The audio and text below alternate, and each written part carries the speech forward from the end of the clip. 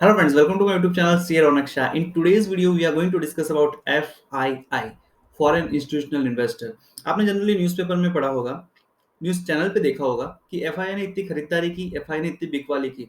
तो इतना एफआईआई को हाईलाइट करके क्यों दिखाया जाता है, उसका सिग्निफिकेंस क्या है, उसका कॉन्सेप्ट क्या है, वो सारा डिटेल में आज के इस वीडियो में डिस्कस करेंगे। वी विल ऑल्सो डिस्कस कि मेरिट्स क्या है एफआईआई के, इकोनॉमी के लिए अच्छा है या बुरा है, डीमेरिट्स क्या है, और व्हाट आर द रेगुलेशंस जो एफआईआई को अप्लीकेबल है इन इंडिया। तो ये सारा डिटेल में डिस्कस करेंगे today's video. So I want you watch the video till and so you get the better clarity about the concept. Let's begin. सबसे पहले एफआईआई का मीनिंग क्या होता है। FII foreign institutional investor, investor मतलब कोई भी इन्वेस्टर, फॉरेन यानी फॉरेन से कोई अपनी कंट्री में इन्वेस्ट करता है। So foreign institutional investor are entities that invest in the Indian stock market from outside the country. अपनी कंट्री का नहीं है बट वो अपनी कंट्री के मार्केट में इन्वेस्ट करता है। So they are called FIIs, right. वो म्यूचुअल फंड भी हो सकते हैं, पेंशन फंड भी हो सकते हैं, हेज फंड भी हो सकते हैं, या any other type of institutional investor हो सकते हैं which is not based in India. So वो बेस्ड आउटसाइड कंट्री है but they invest in Indian stock market, so they are called FII, right. Example से समझते हैं। फॉर एग्जाम्पल, कोई US का हेज फंड या म्यूचुअल फंड है जो इंडिया में इन्वेस्ट करना चाहता है, इंडियन स्टॉक मार्केट में इन्वेस्ट करना चाहता है। सो सबसे पहले उसको इन्वेस्ट करना होगा, तो क्या अपने जैसे इन्वेस्ट कर सकते हैं वैसे वो इन्वेस्ट कर पाएगा? नो। सबसे पहले उसको सेबी में रजिस्ट्रेशन करवाना पड़ेगा एज एन एफआईआई। वो रजिस्ट्रेशन होगा, देन जैसे अपने इन्वेस्ट कर सकते हैं अपने मार्केट में, वैसे वो फॉरेनर अपने मार्केट में इन्वेस्ट कर पाएगा, अपने स्टॉक को बाय सेल कर पाएगा। फॉर दैट सेबी में registration is preliminary requirement to deal in Indian stock market. So this is a brief example. Significance क्या है, इतना इंपॉर्टेंस क्यों दिया जाता है? तो एफआईआई अगर अपने मार्केट में पैसा डालते हैं तो significant amount of foreign investment is coming to India. So वो कंट्री की इकोनॉमिक ग्रोथ को हेल्प करता है, उसको बूस्ट करता है। स्टॉक मार्केट को लिक्विडिटी देता है, यानी इंडियन कंपनीज को फंड रेज करना है तो लोकल से तो मिलने ही वाला है, लोकल मार्केट से तो मिलने ही वाला है, बट अगर फॉरेन से भी पैसा आता है तो it is better for Indian stock market, Indian companies, कि आपको फंड मिल रहा है, लिक्विडिटी अच्छी रह रही है। तो स्टॉक मार्केट में जैसे फंड आता है वैसे वो फंड लेके भी जा सकते हैं। सो एफआईआई ह्यूज वॉलेटिलिटी क्रिएट कर सकते हैं स्टॉक मार्केट में, राइट। क्योंकि वो जो इन्वेस्ट करते हैं वो शॉर्ट पीरियड ऑफ टाइम करते हैं। ऐसा नहीं है कि 10-15 साल तक उनका पैसा यहाँ पे लगा रहेगा। इन्वेस्ट करते हैं, पैसा मिलता है, निकल जाते हैं। वो डिटेल में डिस्कस करेंगे फॉर द स्लाइड्स। द यूरोपिया of FII are short lived, this is a question mark, यानी छोटे पीरियड के लिए है क्या इनका? तो लेट्स अंडरस्टैंड कैसे काम करती है ये एफआईआई की टीम। फॉरेन इंस्टीट्यूशनल इन्वेस्टर कैसे काम करते हैं? सबसे पहले उनके पास स्ट्रॉन्ग रिसर्च टीम होती है जो अक्रॉस द वर्ल्ड एनालिसिस करते हैं कि कौन सी ऐसी इकोनॉमी है जहां से उनको स्ट्रॉन्ग रिटर्न मिल सकता है। पॉसिबिलिटी ऑफ स्ट्रॉन्ग रिटर्न वो सबसे पहले आइडेंटिफाई करते हैं। सबसे पहले कंट्री पिक करते हैं, फिर उसमें पॉसिबिलिटी कैसी है स्ट्रॉन्ग रिटर्न की वो पिक करते हैं। अगर वो सब उनके पैरामीटर्स में सही बैठता है तो वो क्या करते हैं, दे पार्क देयर फंड्स, राइट। वो इकोनॉमी में पैसा डालते हैं। फॉर एग्जांपल इंडियन इकोनॉमी, तो कोई यूएस का फंड है, वो उसको लगता है कि भाई इंडिया की इकोनॉमी बहुत ही अच्छे से ग्रो करने वाली है और बहुत सारी ऐसी कंपनीज है जो उनके वहाँ पे नहीं है बट इंडिया में है और they are going to do good, तो उसमें पैसा लगाएंगे। ठीक है।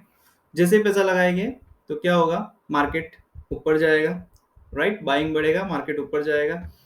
तो एक शॉर्ट पीरियड ऑफ टाइम के लिए मार्केट में पैसा आएगा, बट वो जैसे ही उनको रिटर्न, उनका सेटिस्फेक्शन उनके पैरामीटर्स में हो जाता है, उनको जो अप्रोप्रिएट रिटर्न चाहिए था वो मिल जाता है, तो वो क्या करते हैं, वापस पैसा निकाल लेते हैं। तो जैसे ही पैसा निकालते हैं मार्केट स्टार्ट डिक्लाइनिंग। उन्होंने पैसा कमा लिया, वापस वो दूसरी कंट्री में, यानी उनकी रिसर्च टीम होती है तो वो दूसरी ऐसी कंट्री में इन्वेस्ट कर लेते हैं कि जहां पॉसिबिलिटी है स्ट्रॉन्ग रिटर्न की, स्ट्रॉन्ग ग्रोथ की। सो एक शॉर्ट पीरियड के लिए ये हलचल होती है। सो यस, द यूरोपिया of FIR are short lived. एक डिटेल एनालिसिस करते हैं। आपके सामने 5 क्वेश्चन है, 5 क्वेश्चन का आंसर देंगे। उसका आंसर लेने के लिए if we do efforts then we will understand the concept in detail. Why do FII invest in other countries? Question number one. How do FIIs impact economies? This is question number two. Question number three. What are the merits of FII? Question number four. What are the demerits of FII and what are the regulations for FII? ये पांच question के answer let's get and understand the concept in detail. Question number one था कि FII invest क्यों करती है दूसरी country में. So you can check on the screen. First, उसको न्यू मार्केट मिलते हैं, न्यू सेक्टर्स मिलते हैं, और ऐसी कंपनी जो उसकी होम कंट्री में नहीं है तो उसका एक्सेस मिलता है.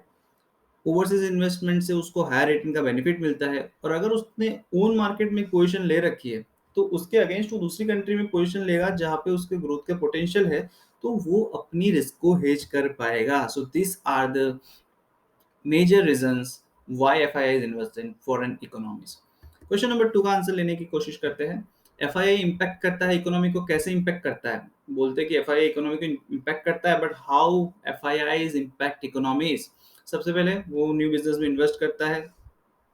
कोई भी इकोनॉमिक ग्रोथ को बूस्टअप मिलता है अगर वो इन्वेस्ट करते हैं तो. जॉब क्रिएट होती है. मार्केट में पैसा आता है तो मार्केट में तरलता बढ़ती है. मार्केट मोर एफिशिएंट बनता है. अगर वो एक पर्टिकुलर टाइम के लिए मार्केट में पैसा रखते हैं तो जो वोलेटिलिटी है उसको रिड्यूस भी कर सकते हैं.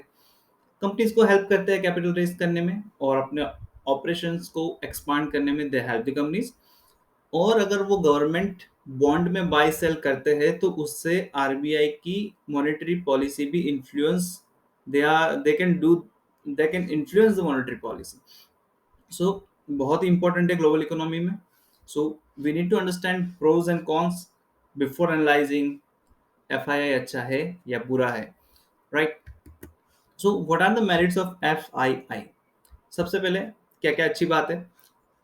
सो they provide much needed liquidity to market. Market को लिक्विडिटी मिलती है, न्यू कैपिटल मिलता है, बिजनेस को ग्रो करने में हेल्प होता है, लोकल इकोनॉमी को डेवलप करने में हेल्प मिल जाती है.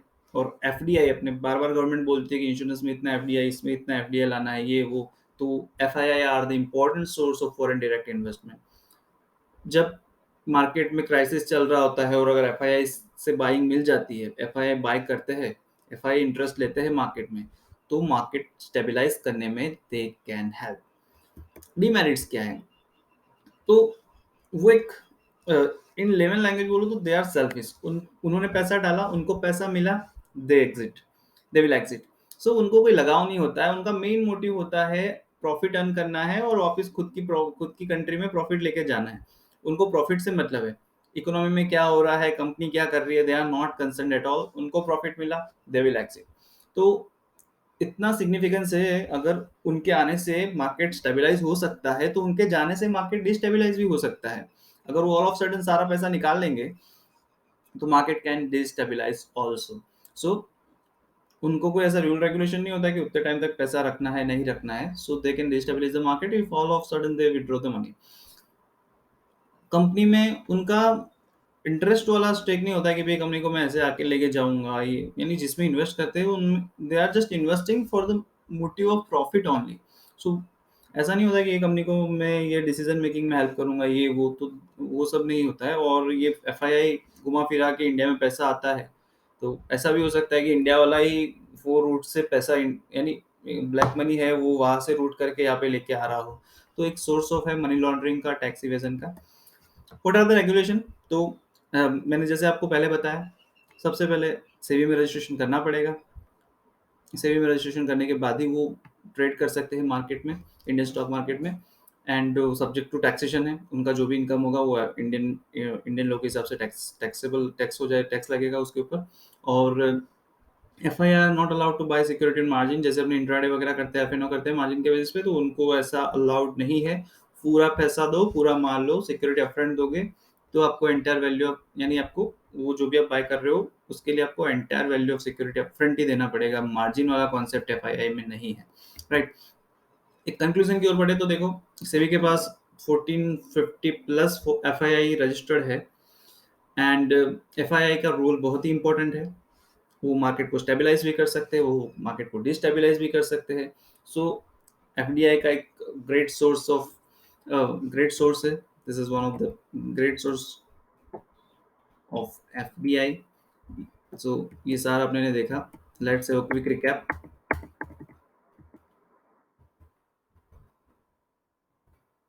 तो एफ आई आई जो वो एंटिटी है जो इंडियन स्टॉक मार्केट में इन्वेस्ट करती है फ्रॉम आउटसाइड द कंट्री। वो म्यूचुअल फंड भी हो सकते हैं, पेंशन फंड भी हो सकते हैं, हेज फंड भी हो सकते हैं, राइट। सो कोई भी बाहर का है, यूके का है म्यूचुअल फंड, या आप इन्वेस्ट करना चाहते हैं, सेबी में रजिस्ट्रेशन करवाएगा, फिर ये आप इन्वेस्ट करेगा, राइट। लिक्विडिटी मार्केट में प्रोवाइड करता है, फॉरेन इन्वेस्टमेंट आता है, कंट्री की इकोनॉमिक को ग्रोथ मिलता है, शॉर्ट टाइम के लिए पैसा पार्क करते हैं, ठीक है, वापस पैसा प्रॉफिट मिलता है तो निकल जाते हैं, तो उनका यूरोप या शॉर्ट लिव्ड है, right? So this is all about FII. Thank you for watching the video till end. I hope you have liked the video, and if you have not subscribed this channel, then subscribe this channel and share among your friends also, right? So thank you so much, friends. Thank you.